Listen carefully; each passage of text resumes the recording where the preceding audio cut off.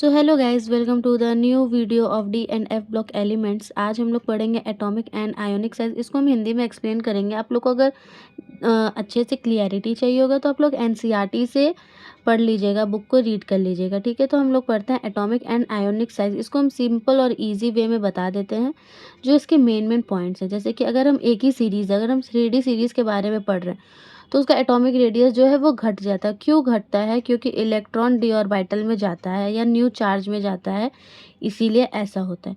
और जब हम लोग ग्रुप में नीचे जाते हैं, मतलब 3D से 4D सीरीज में जाते हैं, तो एटॉमिक रेडियस बढ़ जाता है। 4D से 5D में जाएंगे, अगर एलिमेंट का सेम साइज है, जैसे Zn है, मतलब 4D में है, फिर Hf जो है वो 5D में, तो ये दोनों बराबर हो जाएगा। इसका मेन रीज़न यही होता है कि लेंथेनॉइड कॉन्ट्रैक्शन होता है, जिसके वजह से एटॉमिक रेडियस बढ़ जाता है।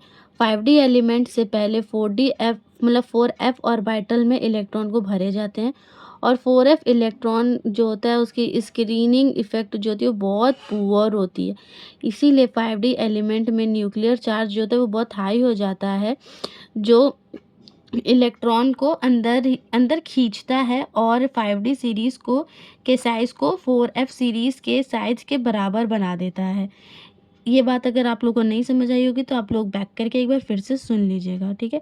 और जो होता है डी इलेक्ट्रॉन होता है वो अपने पुअर शील्डिंग के कारण नेट इलेक्ट्रोस्टैटिक अट्रैक्शन जो होता है वो बढ़ जाता है और स्ट्रिंक हो जाता है, ठीक है।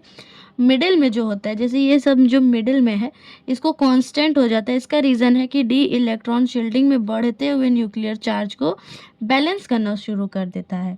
और एंड ऑफ द रेडियस में थोड़ा इंक्रीज बढ़ जाता है, मतलब इधर होता है जो इधर बढ़ जाता है, इधर से स्टार्ट होता है, इधर से ऐसे बढ़ जाता है, ठीक है।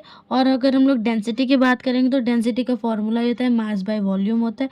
इसमें कुछ नोट्स दिए गए हैं जो आपको याद करने होंगे, जैसे scandium, titanium, yttrium have density less than 5 while other element have density greater than 5 ग्राम पर सेंटीमीटर क्यूब, ठीक है।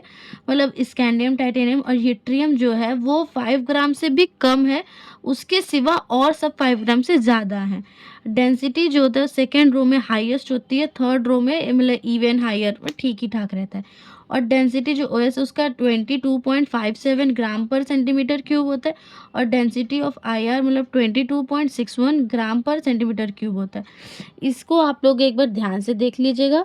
और अगर आपको रीड करने का मन होगा तो आप इसे जूम आउट भी करके इंग्लिश में भी रीडिंग लगा सकते हैं, हिंदी में भी रीडिंग लगा सकते हैं। So thank you and learn it.